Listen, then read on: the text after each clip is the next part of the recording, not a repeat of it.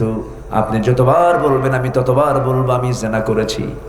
রাসূল বললেন, পেটে সন্তান আসছে নাকি? হ্যাঁ, সন্তান আসছে। সন্তান যদি পেটে এসে থাকি, কোন শাস্তি তোমার উপরে কার্যকর করা যাবে না। সন্তানটা ডেলিভারি হয়ে আসো, এরপরে তোমার উপর আইন কার্যকর করতে হবে। মহিলা কামদার বলে, হুজুর আমি যে বাঁচবো তার গ্যারান্টি কি? রাসূল বললেন, আমি তোমার গ্যারান্টি কেমনে দেবো? তবে দোয়া করি। নবীজি আমার দয়ার সাগর দোয়া করে পাঠায়া দিলেন। সন্তান ডেলিভারি হওয়ার আগ পর্যন্ত চোখের পানি ফেলে ফেলে যায় নামাজ ভিজালেন। কাঁদতে কাঁদতে বেকারার হয়ে গেলেন। চোখের পানিতে যায় নামাজ শেষ হয়ে যাচ্ছে, ভিজে যাচ্ছে। সন্তান ডেলিভারি হয়ে গেল। কিতাবের মধ্যে আসছে 2 দিন 3 দিন পরে নয়, মাত্র একটা দিন পর সন্তানটাকে বাড়িতে রেখে নবীর সামনে দাঁড়ায় বলে, হুজুর সন্তান ডেলিভারি হয়ে গেছে, আপনি আমার উপর আইনটা কার্যকর করে দেন। নবীজি বলছেন, মহিলা সন্তান তো ডেলিভারি হয়েছে, সন্তানটা জীবিত না মৃত? সন্তানটা জীবিত রেখে আসছি। আমার রাসূল বলছেন, হাউলাইনি কামিলাইন, 2টা বছর সন্তানকে দুধ পান করা তোমার দায়িত্ব, যাও তুমি। কোন শাস্তি কার্যকর করা যাবে না। আমার নবীজি কি কল্যাণ রাষ্ট্র গড়ে তুললেন! আসামি ধরার জন্য পুলিশ লাগে না, জেলখানা লাগে না, কোন আসামি ধরার জন্য কোন গোয়েন্দা সংস্থা লাগে না। আসামি নিজেই বিচারপতির সামনে হাজির হয়ে যায়, একমাত্র কেবলমাত্র কার ভয়ে? মানুষ ভালো হবে কার ভয়ে? থানা কি মানুষকে ভালো করতে পারে? হ্যাঁ, আসতে কয় না। থানা মানুষকে ভালো করতে পারে? মানুষ ভালো হবে কার ভয়ে? আসতে বলবেন না, কার ভয়ে? ওই থানার লোকগুলো ভয় হবে, ভালো হবে কার ভয়ে? আল্লাহর ভয়ে। শেষ করে দিই নাকি চালাবো? জোরে বলি ইনশাআল্লাহ। এত সুন্দর মানুষ, একটা লোকের কোনো নড়াচড়া নাই, আলহামদুলিল্লাহ। শুধু একজন লোক শুধু উঠতে দেখতেছি, এই যে বসেন, উনি বসে গেছেন, যে উনি লজ্জায় পড়ে গেছেন, আরে আমারে ধরে ফেলছে, একটু বসেন, আমি যেন আর কারো না ধরি, বসেন। খুব সুন্দর মানুষ আপনারা, বলি আলহামদুলিল্লাহ। এত সুন্দর জেলা, কিন্তু লিচু পাই না আমি, বুঝলেন? এবার থেকে যেন মিস না হয়, লিচু পাঠায় দিবেন ঢাকা। পাঠাবেন তো নাকি? লিচুর নাম যেন কি? হ্যাঁ, বেদেনা। জি, কিসের চায়না পায় না, ওগুলো চলে না। জি, বেদেনা অনেক সুন্দর। দিনাজপুরের লিচু পৃথিবী সেরা, আলহামদুলিল্লাহ।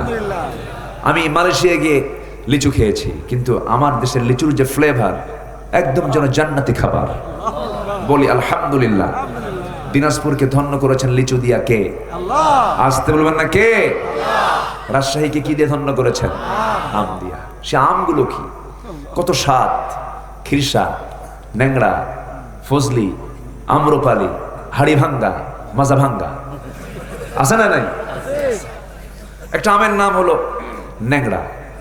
তা আমি এক মুরব্বীকে বললাম, ওই চাপায়ের, বহুদিন আগে, আজ থেকে 18 বছর আগের কথা, বললাম, চাচা আম তো খুব মজার, দেখতেও সোজা, কিন্তু আমের নামটা ন্যাংড়া হলো কেন? বলতেছে, বাবাজি মনে হয় কোনো ন্যাংড়া মানুষ এই গাছটা লাগাইছিল। উনি ন্যাংড়ার তাফসীর করলেন, ব্যাখ্যা করলেন, শুনলাম। সম্মানিত ভাইয়েরা, একটু বসুন, আমি জানি আপনার কষ্ট হচ্ছে, আর একটু সময় আমি নেব। 5টা ভুল যারা করবে, এই 5টা ভুল আল্লাহ পাক ক্ষমা করে দিবেন। আমি একটা বলেছি, আরো আছে কয়টা বলেন তো? যখন 4টা শেষ হয়ে যায় ভাববেন যে হুজুর আলোচনা শেষ করে দিচ্ছে। একটু সময় আমাকে দেন। প্রযুক্তির কল্যাণে মিডিয়াগুলো রেকর্ড করছে, এই রেকর্ডগুলো করতে দেয়নি। কাউন্টার টেররিজম, আমাদের আলোচনাগুলো প্রত্যেকটা মিনিট সার্চ করে বক্তব্যগুলো তারা রেকর্ড করে দেখে দেখে, ফুটেজগুলো দেখে দেখে আমাদেরকে তালিকা করেছে। আমির হামজা যে মামলার আসামি ছিল, আমি সেই মামলার একজন আসামি ছিলাম। এমন কোন মামলা নাই যে মামলায় আমাদেরকে জড়ানো হয় নাই। আজকেই 11 বছর পর একটা মামলার খালাস পেলাম, আলহামদুলিল্লাহ। আলহামদুলিল্লাহ, আজকে খালাস পেয়েছি। সম্মানিত ভাইয়েরা, মামলা তো আমরা খাইছি, এখন তোমরা খাও, আস্বাদন করো, এটা নাও। এটার জ্বালানি কেমন, এটার চাকরি এমন জটিল চাকরি। একটা লোকের বিরুদ্ধে মামলা হয় 350। কোন লোকের হায়াত হলো 60-70 বছর, মামলার সংখ্যা কত? 350। তাহলে লোকের ওজন বেশি না মামলার ওজন বেশি? চিন্তা করা তো দরকার। সম্মানিত ভাইয়েরা, ওই মহিলা শেষ পর্যন্ত সন্তানকে আবার দুধ খাওয়াচ্ছে, কিন্তু আমার রাসূল কি পুলিশ পাঠাইছেন? জেলখানায় রাখছেন? আমার নবীজি এরপরে লক্ষ্য করে দেখেন ওই মহিলা সাহাবী 6 মাসের মাথায় সন্তানকে এবার তৃতীয়বারের মতো কোলে করে নিয়ে নবীর সামনে হাজির হয়ে বলছে, ইয়া রাসূলুল্লাহ, এই যে সন্তানটা নিয়ে আসছে আমার কোলে করে, এই সন্তান আমার বুকের দুধ আর খাবে না, অন্য খাবারের অভ্যাস গড়ে তুলেছি, সন্তানটা আপনি কোলে নিয়ে নেন, সন্তানটা লালন পালনের জন্য আমি আপনার হাতে দিয়ে আমি আজকে মুক্ত হতে চাই, আমার শাস্তি দুনিয়াতেই হয়ে যাক, আখিরাতে আমি জানাকারের কাতার থেকে বেঁচে যাই। কি চিন্তা, কি অনুভূতি তাদের মধ্যে কাজ করেছে। আমার নবীজি চোখের পানি ফেলে ফেলে কাঁদেন আর বলেন, মহিলা, সন্তানটা আমার কোলে দিয়ে দাও। সন্তান কোলের মধ্যে নিলেন, সাহাবে কেরামকে ডাক দিয়ে বলছেন, সাহাবীরা, এই যে আমার হাতের মধ্যে সন্তানটা দেখতে পাচ্ছ, এই সন্তানের লালন পালনের দায়িত্ব যে বান্দা গ্রহণ করবে, ফাহিয়া ফিল জান্নাতি কাহাতাইন, দুই নখের দূরত্বে এসে আমার সঙ্গে জান্নাতে বসবাস করবে। দৌড় মেরে কয়েকজন আসলো, সন্তান একজনের কোলে উঠায়া দিলেন, এরপরে বলছেন, যাও মহিলাকে নিয়ে যাও, বুক পর্যন্ত পুঁতে রেখে পাথর মেরে তাকে শেষ করে দাও, কারণ জেনার শাস্তি হলো তাকে মৃত্যুদণ্ড দেওয়া। কার হুকুম? এখানে আমার নবীজিকে মাফ করতে পারবেন নাকি? মাফ করতে পারবেন না। সম্মানিত ভাইয়েরা, ওই মানিককে ধরা দরকার, যে মানিক ধর্ষণ করে 100টা পূরণ করে মিষ্টি খাওয়াইছিল।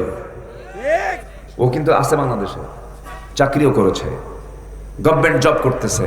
মানিক জাহাঙ্গীরনগর ইউনিভার্সিটির সেই শয়তানটা, সে 100টা মেয়ের জীবন নাশ করে সে ক্যাম্পাসে মিষ্টি বিতরণ করে বলতেছে, আজকে আমার ধর্ষণের সেঞ্চুরি হলো। এখন তাদেরকে তালিকা করার সময়। আসতে কোন কেন ভাই? আসতে কোন কেন? এদেরকে ঝুলায় মারা দরকার, এদের বাঁচার কোন অধিকার। মানুষ ক্রিকেট খেলে সেঞ্চুরি করে, হ্যাঁ? আর এটা কি করে সেঞ্চুরি করছে? ধর্ষণ করে, জেনা করে সেঞ্চুরি করেছে। ছাত্রলীগ নিষিদ্ধ হয়েছে, অনেকের মায়া কান্না, খুব দয়া মায়া দেখাচ্ছে, গণতন্ত্র নষ্ট হয়ে যাচ্ছে। মুগ্ধ যে হারিয়ে গেলেন, মুগ্ধ যে হারিয়ে গেল, আবু সাইদ যে শহীদ হলো, লাশকে পুড়ে বিকৃত করা হলো, গণকবর রচনা করা হলো, এগুলোর বিচার হওয়ার দরকার আছে না নাই? আসতে বলবেন না, আছে না নাই? নিষিদ্ধ শুরু করেছে কারা আগে? কারা শুরু করেছে আগে? তো ইট মারলে কি খাওয়া লাগে? পাটকেল খাওয়া লাগে। তো কষ্ট পাচ্ছেন নাকি আপনারা? রাগ করতেছেন আপনারা? আমি এই 2 মাস 3 মাস হলে যে কথা বলি তা না, আমাকে যারা শোনেন, আমি 25-26 বছর হলে এই কথাই বলি। আমার কোনোদিন কথার বিকৃতি হয়নি, আল্লামা তারেক মনোয়ারের কথার কোনো বিকৃতি হয়নি, আমির হামজার কথার কোনো বিকৃতি হয়নি। আমরা হক কথা বলেছি, আমার স্নেহধন্য মিজান আজহারীর কোনো কথার বিকৃতি হয়নি। হক কথা বলেছি, জেল কেটেছি, মামলা খেয়েছি, বাতিল শক্তির কাছে মাথা নত করি না।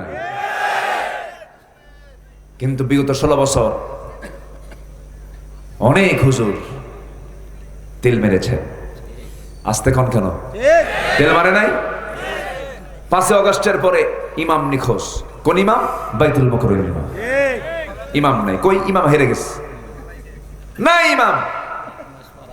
2 সপ্তাহ পর আবার মসজিদের সাঙ্গ পাঙ্গ নিয়ে আসছে, উঠতেই পারে নাই মেম্বারে। কি মারছে? জুতা মারছে। কি মারছে বলেন? কি মারছে? জুতা মারছে।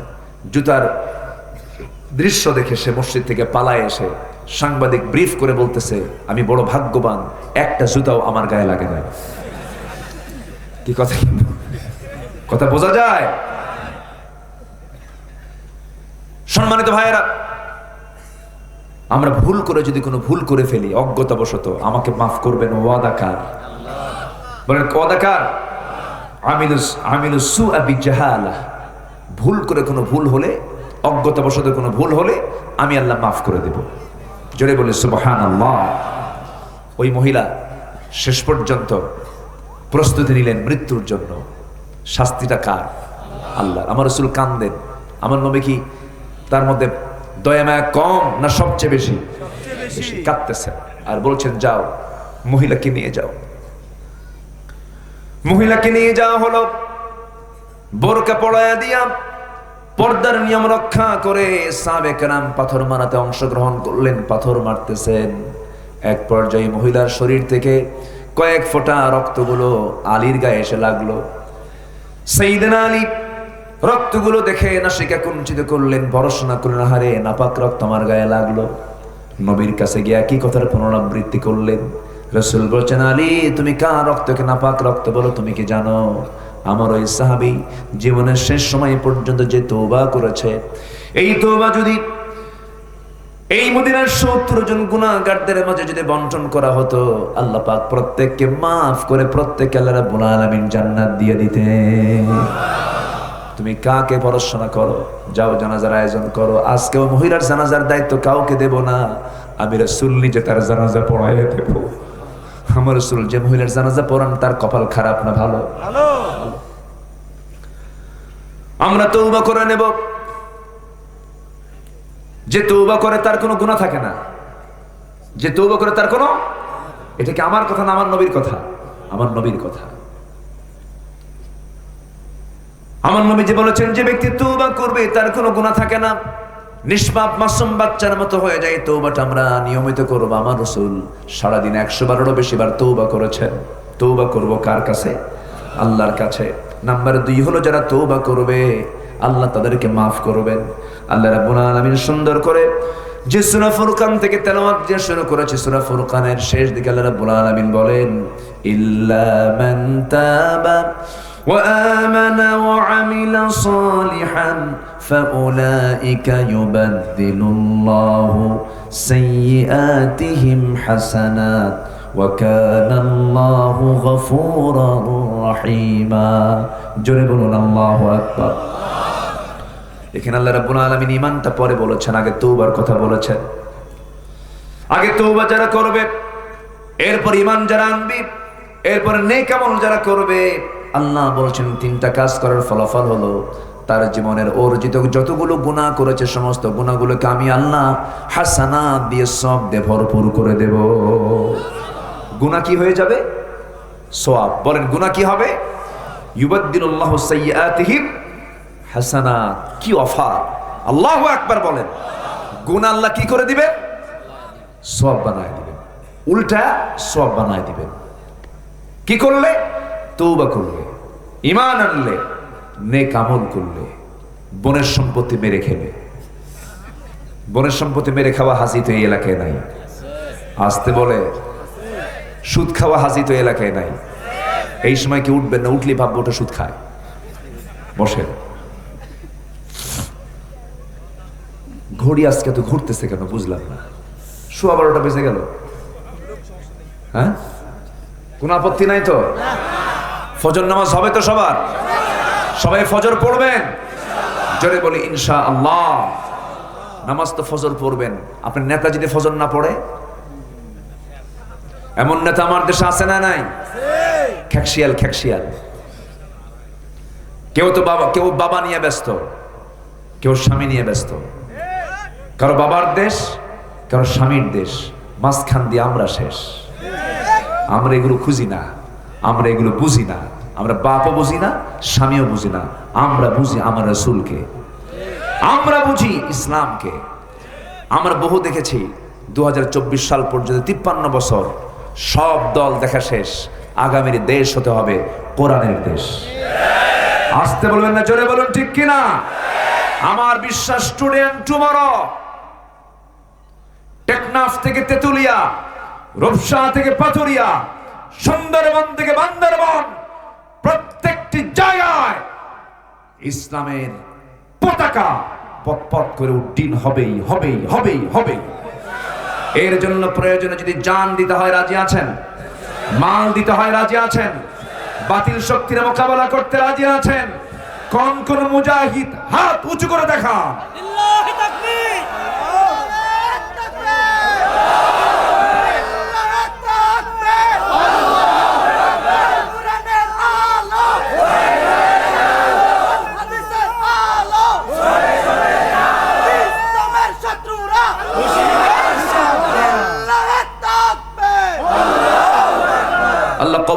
জোরে বলি আমিন।